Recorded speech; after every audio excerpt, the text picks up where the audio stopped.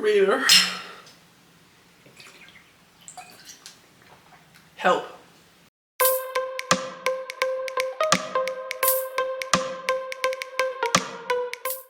It is the 1st of March. Our slash fantasy finishes at the 31st of March. March is 31 days, right? Yes. And I am 7 prompts shy of finishing. Hello guys, I have just been rudely interrupted by my batteries dying. So I apparently don't have a single working battery for my camera at the moment. So yeah, we're gonna do this opening film clip over here from the phone right now. So I am this far into r slash fantasy. I have 7 prompts left open at this point in time. Now I say 7, but actually it's 6. But the 7th one is one that I have a filled regular mode, but I have a book for hard mode, so I am going to try to fill that prompt. I am going to try to fill that hard mode, but in principle it is already filled up by a book that I read last month, which accidentally turned out to fit one of these prompts because I didn't really know it going into it. But so I have 7 prompts to fulfill. I have read 9 books in January, 9 books in February, so it is possible. But of course, we're talking fantasy here, so we're talking very lengthy books. So probably less likely for me to finish it. I am still reading a fantasy book, and a fantasy book that has no prompts that it could fit. So I do need to get through almost 500 pages in that book as well still. So yeah, I mean, not looking great, but we are going to try this. We are going to get this done. I'm committed, okay? I'm gonna try and fill out this entire bingo board throughout this month. So I think that this will probably be 2 vlogs, 2-week vlogs in which I'm gonna be trying to get through these books. And I have been procrastinating for 2 hours trying to decide which book I was going to start with. So in the end I decided, let me make a spinner wheel. Easiest thing, okay? My spinner wheel has 8 choices on them, and those are the 7 prompts that I need to fulfill, plus the current fantasy read, because I'm not putting that book to the side. I've put it to the side for 2 weeks almost at this point in time, because when I came back from my holiday, I wanted to focus on books written by Black authors, and so I wanted to give that book a lower priority because it's written by a person of color author but not a Black author. And so I decided to give that one a little bit of a step back and prioritize 2 other books over it. But so now I definitely want to get back to it. I don't want to let this linger for such a long time that I've forgotten what has been taking place so far, and that I lose my groove with the story, which I might have already done over those 2 weeks time. So I do want to keep on that one going on. But so I did do my first spinner of the spinner wheel. I wanted to do it on camera, but then of course the battery died, and I was like, yeah, okay, I'm gonna film on my phone. My phone is also where I have the spinner wheel on, so you're just gonna have to trust this little thing that I will insert, which is the screen recording from when I chose the book, and it chose Biopunk for me because Charlotte totally has rigged the system. Charlotte has been telling me to read this book for months. The other book she's been telling me to read for months is The Crimson Moth, and I had actually told her yesterday that I downloaded the audiobook for that, so that would be one of the next things that I'm reading. And now I'm reading 2 of the books that she's been telling me to read forever. But so, I'm going to be reading The Tainted Cup by Robert Jackson Bennett, which is supposed to be biopunk, and hard mode is that it does not have electricity, which I think is also the case for this. I know nothing about this except that it has a murder mystery plot, which is the reason why I haven't read this yet, because aside from that, I remember it sounded good when I first heard about it, but I don't like murder mystery plots. Now, I have been told that the murder mystery plot is just sort of like a device that is used in order to set the story in motion, and that it does play a role within the story, but the story is so much bigger than the murder mystery plot. And that is the type of murder mystery plot that I can deal with. Fate! Here! For those of you who have missed my previous video, well, not my previous video at this point, but a few videos back, Fate has just gone blind, so yeah, that's why she's howling in the background. Yeah, just come here. Yeah.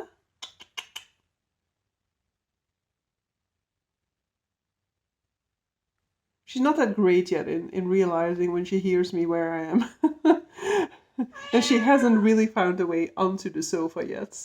So hopefully she will any minute now, because now she's just standing like half a meter away from me, meowing into the wrong direction.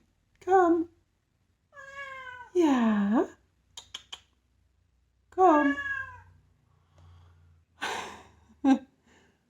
But so anywho, I'm gonna cut this introduction short because I really don't know anything more about the Tainted Cup. But I'm gonna hope that I'm gonna have a great experience with this, and that this is going to turn out to be so amazing, and then I'm gonna be like, oh, why did I wait forever? Why was I so worried about the murder mystery plot? So, fingers crossed.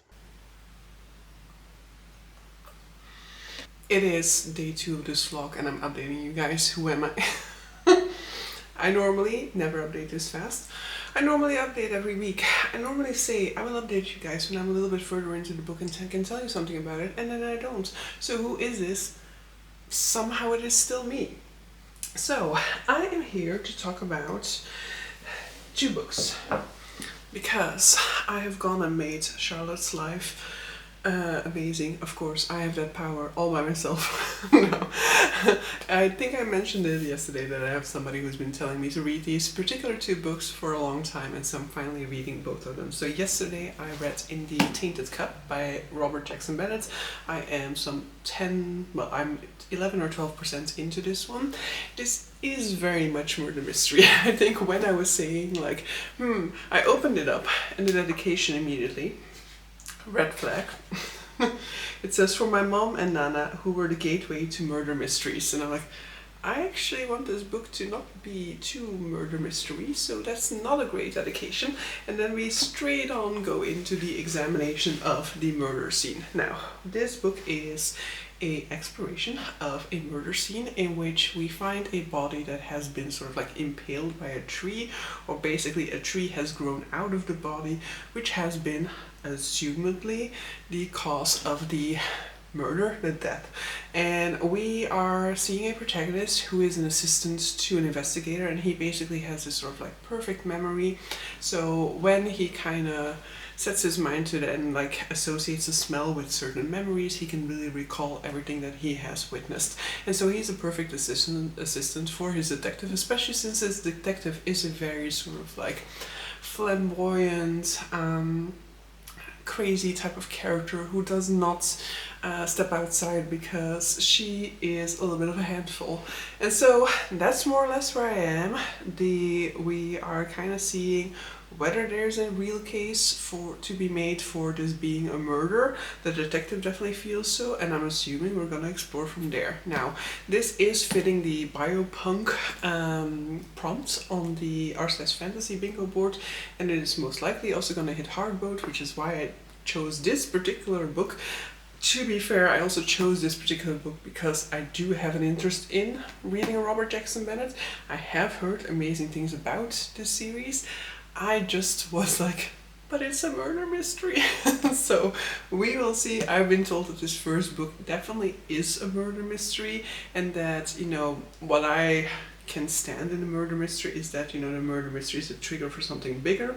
That actually mainly applies to the rest of the series, that this first book is mainly going to be a murder mystery. So we'll see. As long as there are other things for me to have an interest in or attach myself to, this could still be fine. I am very much enjoying the characters, I am enjoying the world, so that could be enough to get me through the murder mystery element of things, because typically I just don't care about who did it. I do care about how it was done, occasionally, so that could also be a way that, you know, I can hold my interest, because this is an interesting world. As I said, it's biopunk, and so we have like a lot of biotechnology going on here, where there are certain like plants that grow that can be used for illumination, but can also be used, for example, to protect your home from unwanted visitors, or it can kind of function as a sort of like air humidifying, air conditioning and air purifying system and things like that. So that is already interesting. But as I said, 12% in,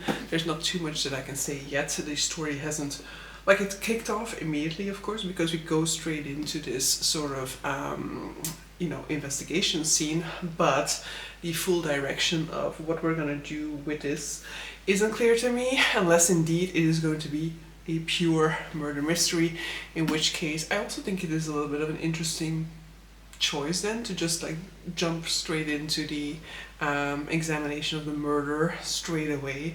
But yeah, I don't read a lot of murder mystery, maybe this happens all the time. And then I started listening to The Crimson Moth by Kristen Ciccarelli, and yeah, this confuses me because I also think sometimes it's mentioned as if it is The Heartless Hunter, sometimes it mentions that The Crimson Moth is the first book in the series, I think also is called The Crimson Moth, and sometimes this first book is called Heartless Hunter, so I'm not entirely sure, but I read the first book in the series. I mean, I'm reading the first book in the series, and you know, if I would have done what I was planning to do, which is just listen to this book on my commute to and from work, I would have been 11% into this book, but yeah, I got hooked immediately.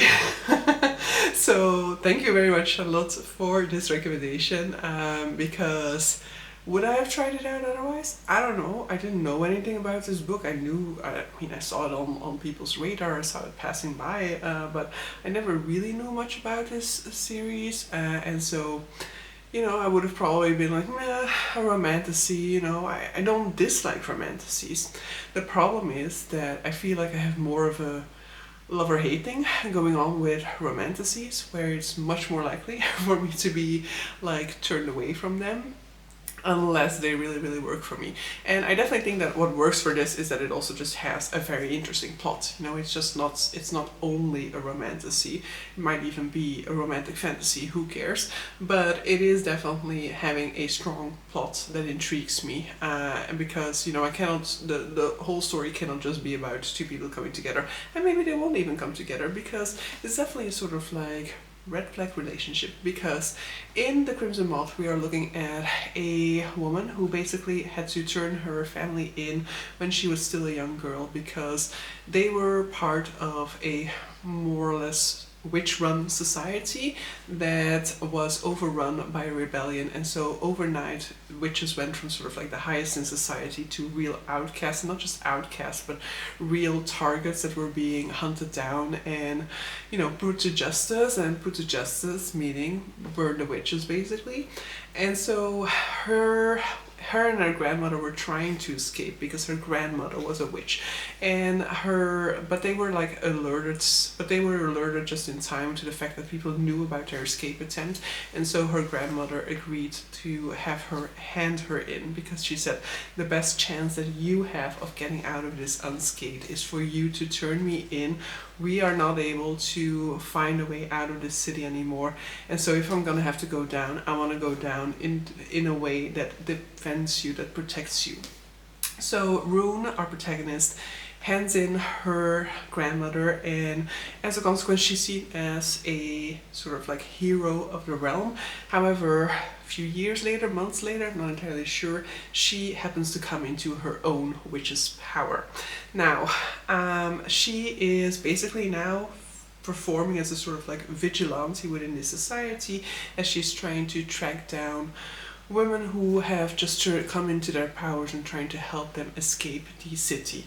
Now, she has made a promise to her grandmother right before her grandmother was taken away from her, that she would look for one of her grandmother's oldest friends and try to help her out, and this is a woman called Serafina, I think.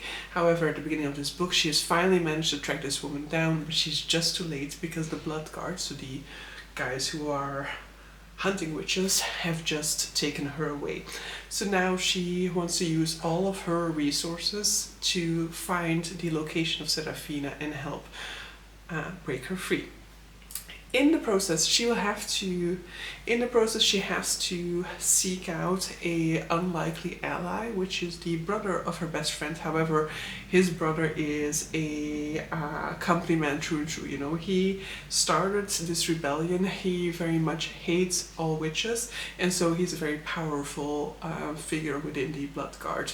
And he, on his end, has received some information that points him in the direction of Rune potentially being this vigilante figure known as the Crimson Moth. He doesn't really trust this information at all because he sees her as just a vapid society girl. However, he is determined to track down this clue, because what if it is true? What if she has basically been, hiding in plain sight?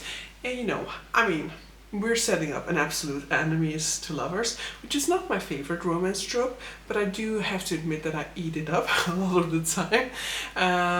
I think that my issue with enemies to lover comes in a certain stage in this type of storyline where, certain choices can be made that I find to be a little bit frustrating. So we'll see if this book goes into that direction as well. My favorite trope is more sort of like second chance romance, which I feel like is not really done all that often, because I think that not that many people love second chance romance. But okay, enemies to lovers I can deal with, and I am definitely here for it. I'm here for the manipulation and the sort of like, double talk and maneuvering around each other that is going to happen. And I'm curious if we're gonna have this sort of situation where one of the two kind of knows what the other is up to before the other one does, and it's just kind of like pretending not to know what the other one is doing. She kind of course does suspect that he is on to her, and that he might just be approaching her because he's trying to figure out if she is a Crimson Moth, yes or no. But yeah, I'm enjoying this one.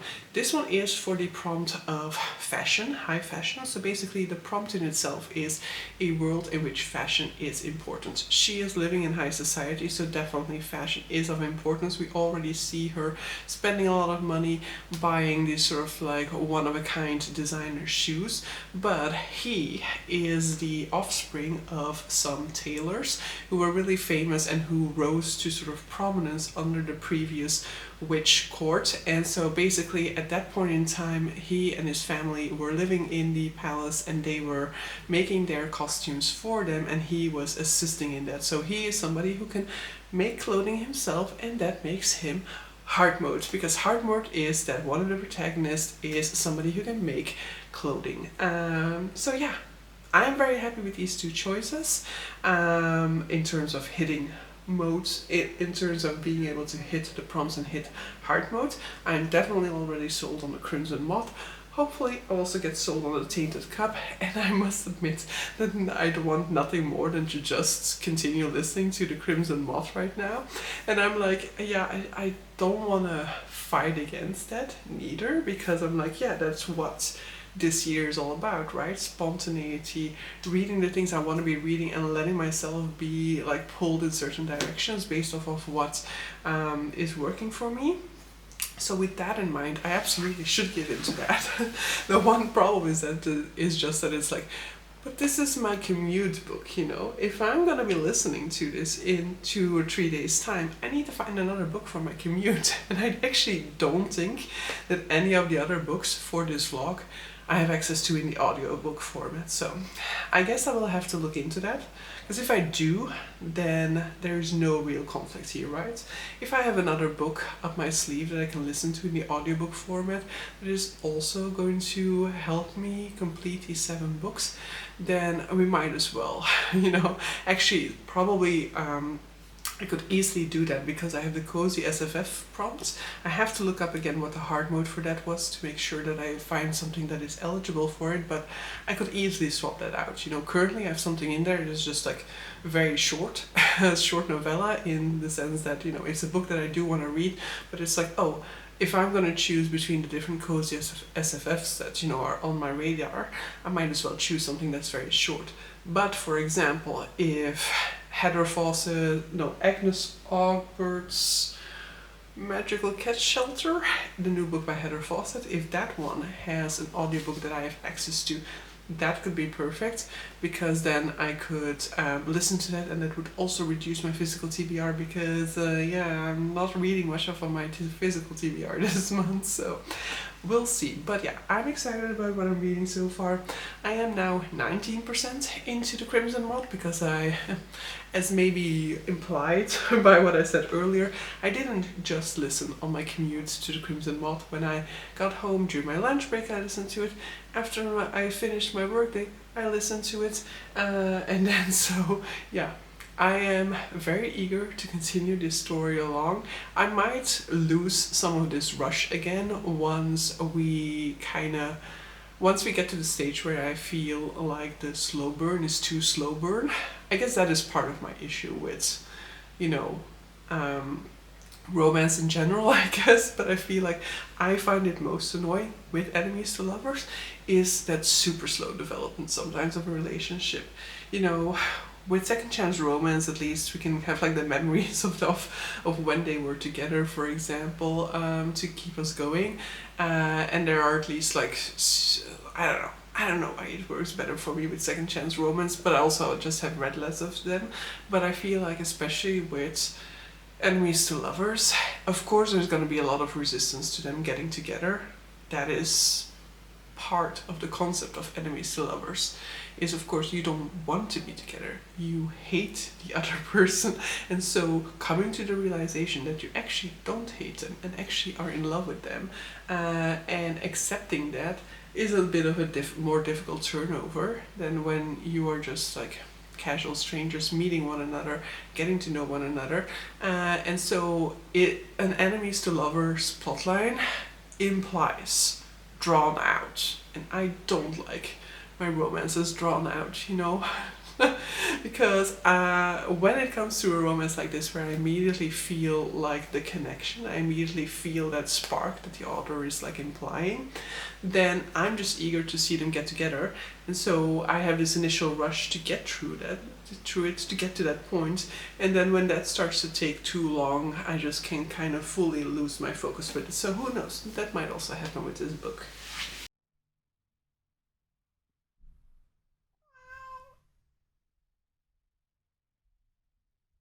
Reader, I'm obsessed. So I finished this book in 2 days.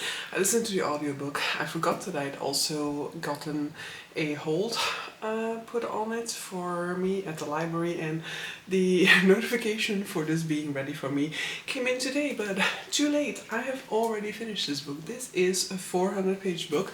It is a YA fantasy, YA romantasy, so it is definitely on the quicker side in terms of its reading pace, but I mean, I was hooked, okay? I needed to know, I needed to continue on, I needed to know what was gonna happen. Because yes, as I indicated, this is an enemies to lovers. It's an enemies to lovers that I absolutely ate up. It is an enemies to lovers that works as well for me as the one did in the series by Chloe Gong, which is sort of like Antony and Cleopatra inspired. And I cannot come up with the first book in that series at the moment, but so I was, you know, like hooked on this romance from the beginning, very eager to follow along, see what we're going to do in terms of development. I would definitely say that the storyline of the Chloe Gong one is definitely more strong in terms of the non-romantic aspect. I think you can have an interest in the non-romantic aspect of that story much stronger than you can in this particular book. I think this particular book is definitely a book that is about the romance, and it has a strong, compelling plot to center that romance around, but it is ultimately about that romance. Whereas with the Chloe Gong book, I feel like it is definitely also about the romance, but it is very much about the plot, and the plot is definitely there front and center, and so you can kind of enjoy that book in spite of like maybe not enjoying romance all that much. Whereas with this one, I feel like, yeah, there is definitely like all the plot revolves around these two characters spending a lot of time with one another, and ultimately this is to kind of try and figure out whether the other one is, you know, a witch or not, and on her end kind of trying to lead him on in order to get information from him so that she can basically free up this particular witch. So there is a plot, but it very much revolves around getting more and more opportunities to get these characters together. But I very much enjoyed it.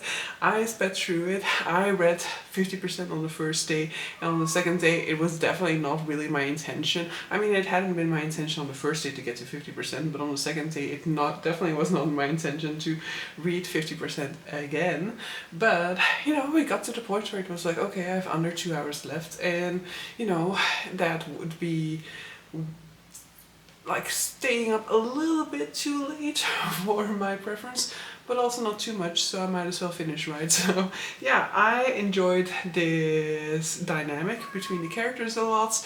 I would definitely say, like, I gave this 5 stars, but there are 2 types of 5 stars that I will give. There's like the 5-star where I'm like super impressed with what the author is doing with the work, or like the directions that they're giving, the thematics that they're exploring, and all of those types of things. And then there's the 5-star that is like, I ate this up. This is exactly what I like, what works for me in order to make me engaged, compelled, which pushes me through a book. This is the type of experience that got me excited about reading when I was a young child. And so this is the other type of 5-star read. Is this book anything special? No, not necessarily. Is this book anything special? No. This is definitely a book that I would say that I can easily understand somebody just giving this 3 stars, 2 stars, because, you know, if this isn't pushing your particular entertainment enjoyment triggers, then this book is not really doing anything special at all. And so I can totally understand you being like, well, I gave it 3 stars because, you know, it's fun, but that is about it. But for me, this in particular is like a book that, you know, this is the type of enjoyment and the type of excitement we also want to be feeling while we're reading, and so this book absolutely did that for me. So yeah,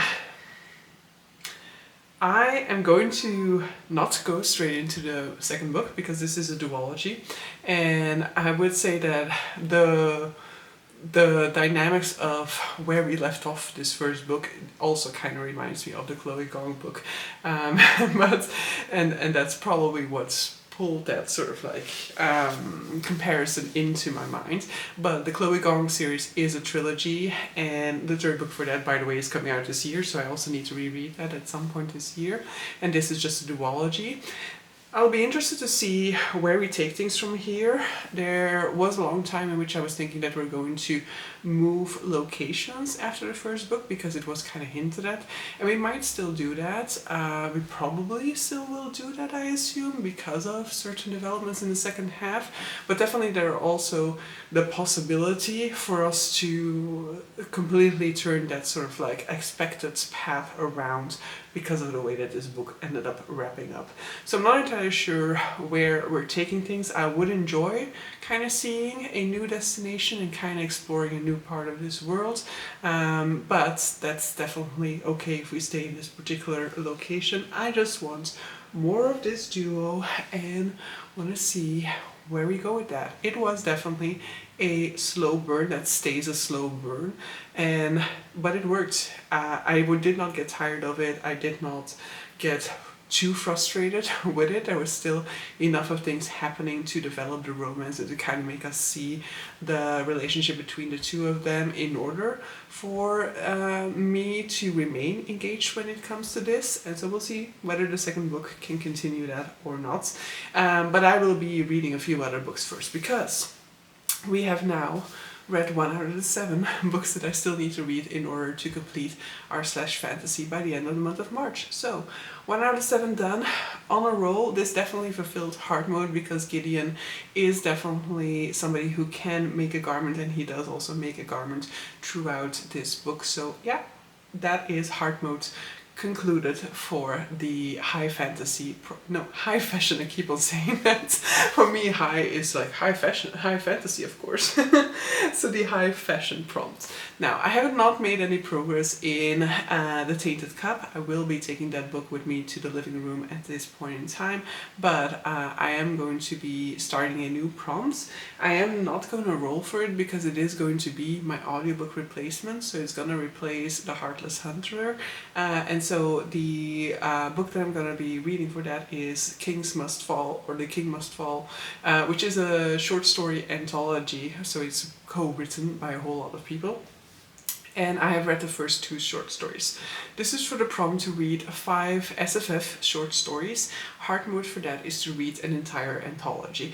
And I knew from the get-go that this was going to be my opportunity to read The King Must Fall, because years ago I backed this campaign over on Kickstarter, so I've had this ebook for a while as well, and I've just never really gravitated towards it or wanted to pick it up exactly at that particular point in time. And now I was like, ah, this is going to be the opportunity. I can just like slowly read it throughout the year. Yet here we are in March. I have not read one of these short stories yet, and so here we are, and I'm going to have to read the entirety in March. And I gotta say, I did not expect this to be as long as it is, because this is an almost 700-page short story anthology. So I need to read 5 for regular mode, but I need to read the entire anthology for hard mode. So we are going to try to do that. There are some 200 short story, no, 200, Jesus.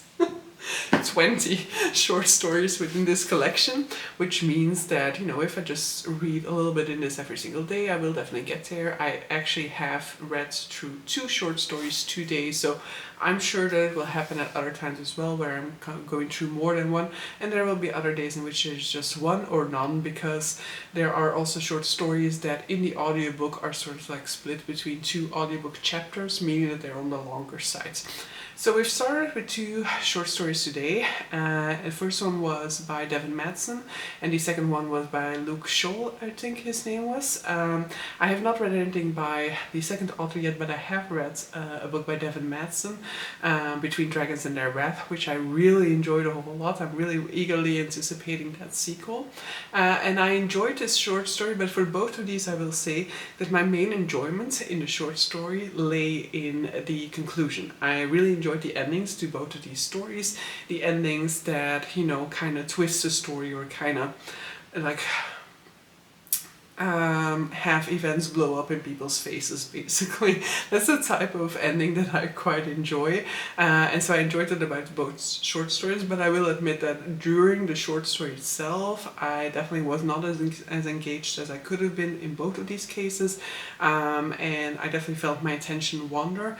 I don't know whether that is just an indication of these particular 2 short stories, of my mental space right now, or of the distraction that is coming with the good weather and me walking around in the sunshine, enjoying the look of people enjoying the sunshine. So I've not had an amazing experience with these first 2 short stories, but you know, I definitely, like, if I find myself going through all 5 first short stories and having that same experience where I feel like I cannot focus on them at all, and it's just like the ending that I gravitate towards, then I might consider switching to the ebook at that point in time and trying to see if I have a better experience that way. It's not like I disliked it, but it's just like I went through the motions with these chapters. You know, I was listening to the chapter about I was listening to the first short story, and I kind of knew the gist of what was happening, but I wasn't really all that interested in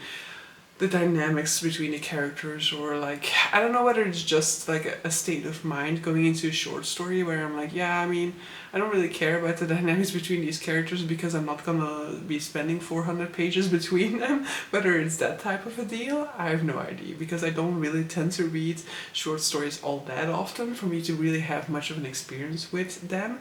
I used to read a fair few of them when I was doing like my literature studies, because then you do get to read short stories quite regularly, and I do remember like really enjoying reading them at that point in time. But yeah, we'll just have to see.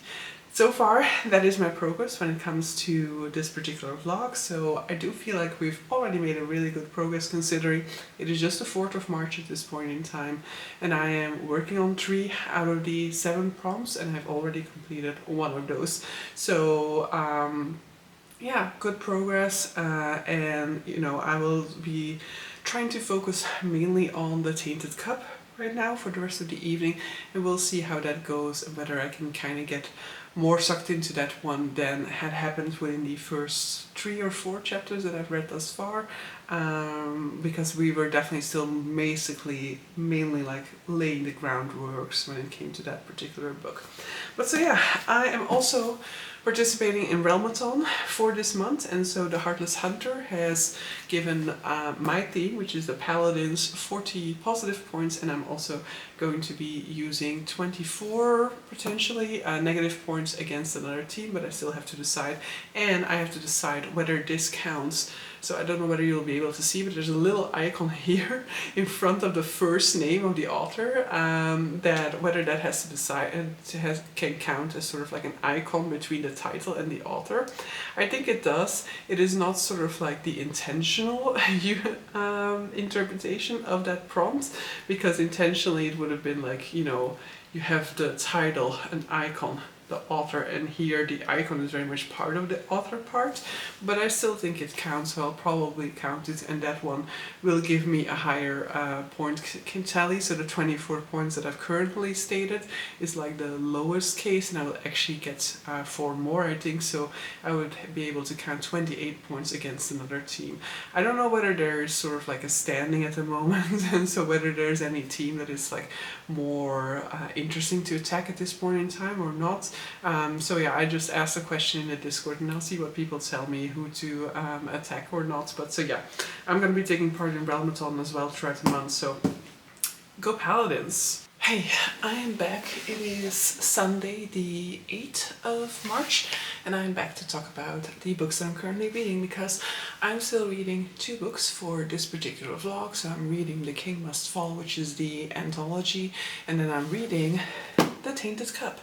So I have not made it super far into The Tainted Cup. I mean, it looks better now, right?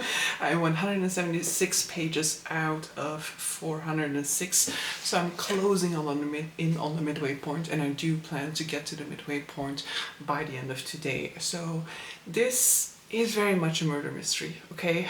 It has a murder mystery plot. It is very much focused on the murder mystery. There is an indication that there might be a bigger scheme going on within this world, that it isn't just about somebody trying to take revenge on another person who we didn't like, for example. So that could be interesting to me, and I will say that we just had a scene in which our character is kind of like stalking, you know, like, I mean, that sounds wrong. He's just like doing something, not stalking somebody. He's basically doing stuff that he shouldn't be doing, picking locks in order to enter certain crime scenes and stuff like that. And I always prefer it more, I guess, when these type of investigation things are kind of happening outside of the framework of the law. I guess I just don't like following detectives or police agents or anything like that, whose job it actually is to figure this stuff out. But I don't really mind it all that much when it's somebody who's just doing it off of their own accord for their own personal sort of motivations. And there is this moment in time in which our protagonist, who is definitely legitimately allowed to do research into these events, is basically just like seizing an opportunity in order to go off on his own and basically investigate this one property. Because what is catching my interest here, and what does make me hopeful for the future of my reading experience with this book, is that there is this sort of like hesitation in order for the people who are doing the investigation to trust the people around them. So there is, as I told you guys, there's like this big debt that we're examining within the beginning of this book, and that basically has now led us to another part of the world where there are similar debts that are probably connected to the debt that we examined within the beginning of this book.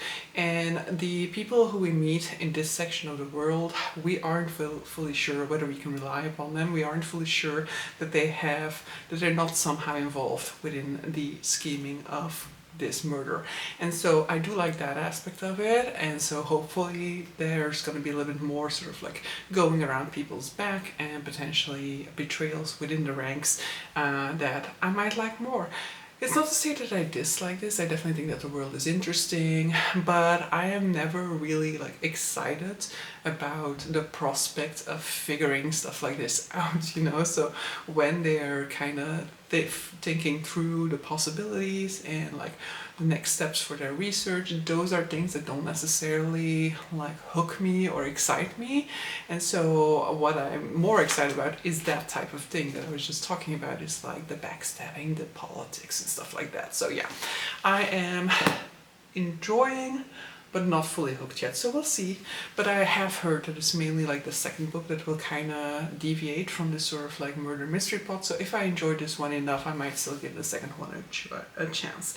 And then when it comes to the anthology, I don't think I talked about it enough, as in I don't think I actually talked to you guys about what the anthology is about, because this is an anthology about kings, and so the title is The King Must Fall, and so this is a combination of short stories that will have to do with the fall of kings.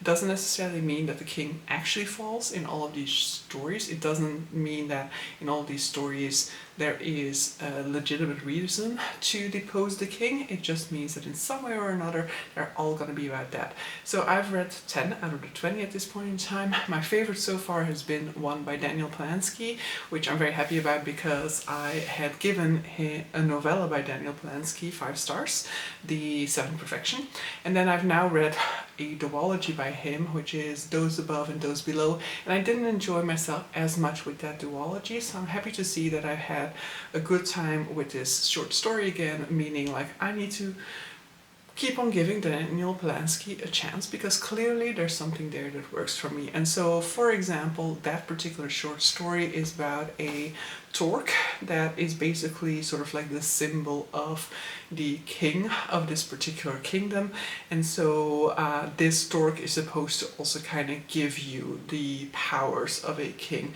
And so we kind of see how this torque gets passed around from person to person as the king is killed, I believe, for it. I don't fully remember, but basically we see a whole wave of destruction, of violence and betrayal that revolves around this torque getting passed from one person to another in pursuit of the crown. So kind of amplifying the idea of, you know, power and destruction being so close to one another, and people being willing to do anything in order to achieve power.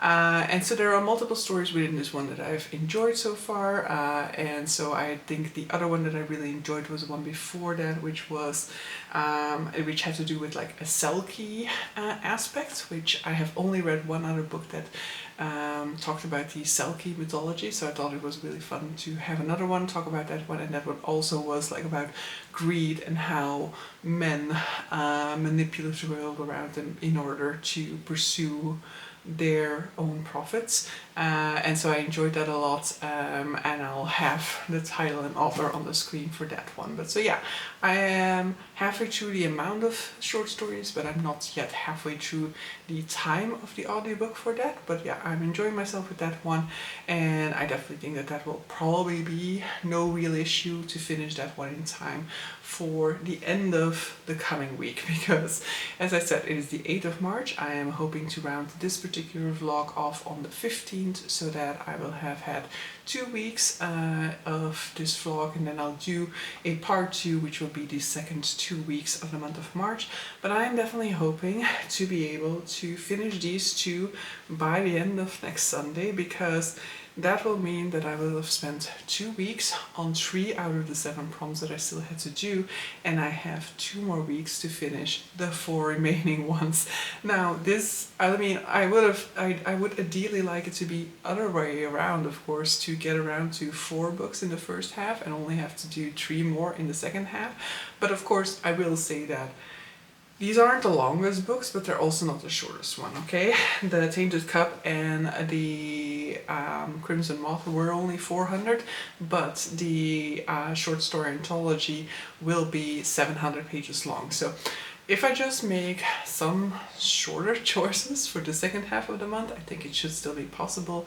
I do have some shorter options for some of those prompts, and yeah, we'll just have to see. But in any case, that is kind of my goal for this remaining vlog, is to try and finish these 2 books before the end of the week to come, in order for me to feel still like okay about managing to complete my r/fantasy bingo board. But so yeah, I'm just gonna go back to the living room. I think I'm going to prepare my dinner, and then I'm going to probably watch an episode or two of The Diplomats. I've been really getting sucked into that, but ideally I should just like focus on my book because I do still want to get some 60 pages further into this than I'm currently at. So that would mean we still need to kind of buckle down and read a little bit first.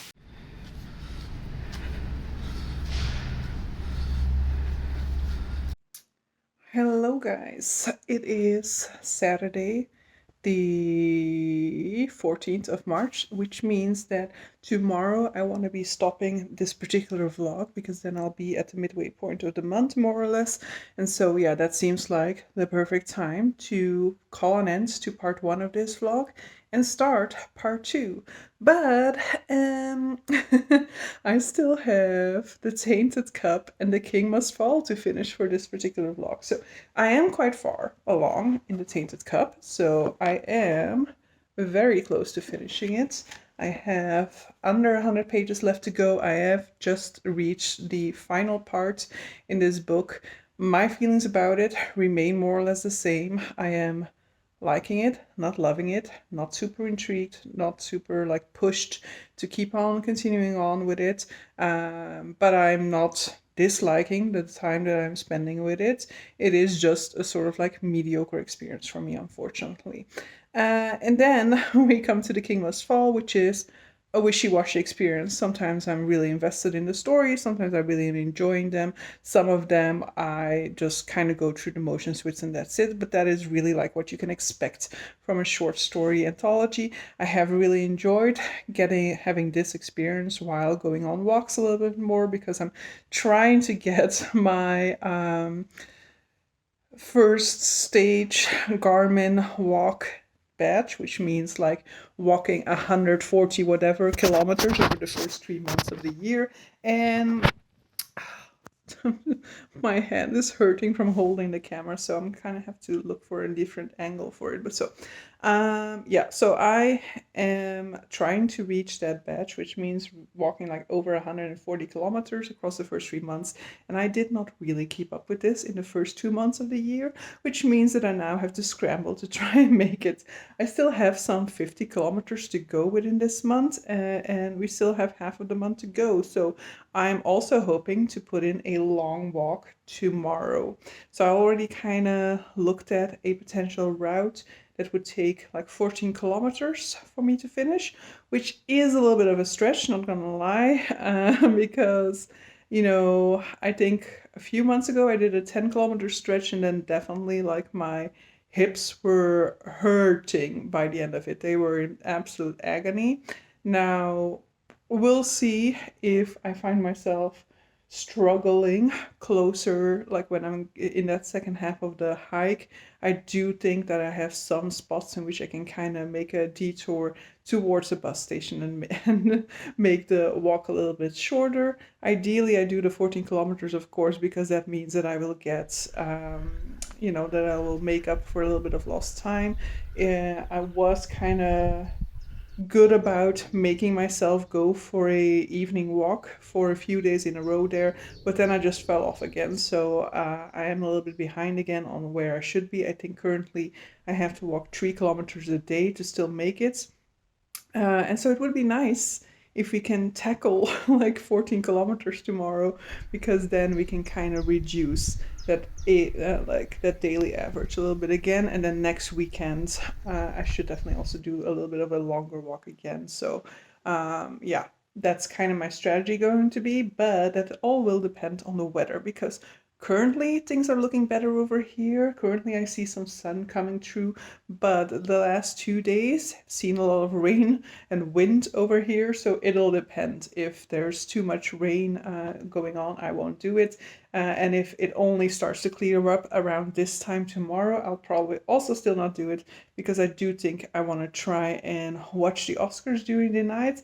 However, I haven't really looked up yet whether it's going to be easy. I know last year it was easy to watch the Oscars, But this year, I'm not entirely sure whether it's the same. I don't remember whether last year it was just on Netflix or whether it was something else that made it so easy. But I think that there was like a very easy, legit way to watch it. Whereas, like in the past, when I tried to do this like 10 years ago, you definitely had to look for like streams online, and it would take like the first 15 minutes sometimes before you would find an actual stream that you could watch. So we'll see. But so yeah, I'm currently reading those two books, and I'm hoping to maybe finish The Tainted Cup still today. I'm going to the cinema in about 5 hours. But it would be nice to still finish The Tainted Cup now, or at least to make like decent progress into it still today, so that I can potentially finish it out tomorrow at least. I would love for one of these two to be finished tomorrow. If I go on my hike, The King Must Fall will definitely be finished because it is intended to be a 3 hour hike. So I will have the audiobook finished during that hike if that hike ends up happening. All right, so we are at the midway point of the month. I have finished the 2 remaining books for this vlog, so I finished them Sunday evening, and so I was able to do so before we reached the midway point of the month. So I finished the short story anthology, and I don't really have much more to say about that, but I definitely had like a mixed experience, but that is normal with anthologies, and I definitely had some stories that I really enjoyed a whole lot, some that just were less of my thing. I do think that I need to kind of like go through the titles again and again to kind of write down some authors for which I had not yet read anything by them previously and did really enjoy the short stories, so that I can look at their other published works and see if maybe I want to try some of those. Aside from those, I think the main success was like the Daniel Plansky one that I talked about earlier, so I don't think that there were any other short stories by authors that I've already read that like really like worked super well for me and made me go like, yes, this is why I like this author. But so yeah, there were also not that many neither that were by authors that I'd previously read. The reason why I backed this short story anthology was because of Justin T. Call. I did enjoy that short story. It just wasn't like like as much of an oomph as I have with the entire first book in his series, but that is because of personal reasons, because of the disability representation that is within Master of Sorrows, that so completely takes that book up to the 5-star point where this short story didn't reach. Then I have finished The Tainted Cup by Robert Jackson Bennett. It took me a while because this was not really the type of book in which I could binge read, and I was also just like super tired last week. I don't know whether I should blame it on the book or whether it was just that I was tired, because a lot of times I would be starting to read and I would just like feel myself falling asleep like 14 pages in. And this does happen regularly, and when it happens it is always with a book that I'm kind of struggling with, but on the other hand I don't necessarily think that, I struggle so much with a book that I fall asleep 14 pages in. I was not disliking this book to that extent that I'm like, I was so bored out of my mind that I couldn't even get through 14 pages, because I wasn't bored out of my mind. In the end, I'm going to be giving this one like 3.5 stars. I enjoyed the ride. I was along for it, but I never really was like super invested into figuring out how the plot was, like how everything connected to one another. I was interested in figuring out some of these sort of like teasers that we have about the history of both our protagonist and sort of like the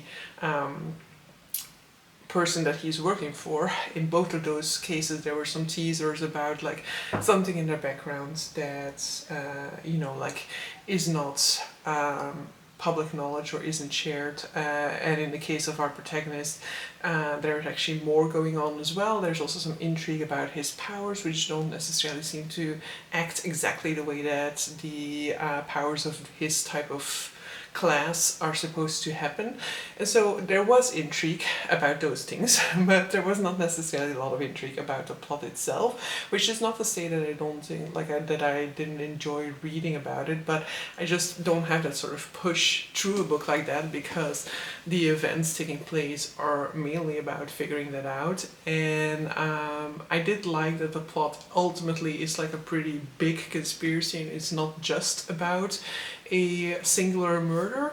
But yeah, it's not my favorite type of plotline, and so I don't know whether I'll be continuing or not, because I was warned that the second book is just going to be a different case in a different setting, and that it isn't necessarily the case that we are like expanding to a plot that is not case based. So it might all be leading into one big larger conspiracy that will unravel through maybe 3 different cases, but I don't know whether I want to be doing that or not. As I said, I didn't have a bad time with this book, but it's also like not a 5-star experience, so it's not something that I'm like immediately like, oh yeah, I want to definitely get to the sequel. So we'll see whether it ends up happening or not, but maybe it'll only happen if I need it for a certain prompt, for a certain reason. So yes, this is where we are at the end of this vlog, so at the midway point of the month. I have 16 days left to read other books for the r/fantasy bingo board, and I'm gonna have to, because I have 4 more prompts to get through. I can already tell you that it is actually the 18th when I'm filming this, and I have not started another book, but I am going to be changing that right now. But so yeah, hope you guys enjoyed this video, and see you guys for the next one. Bye!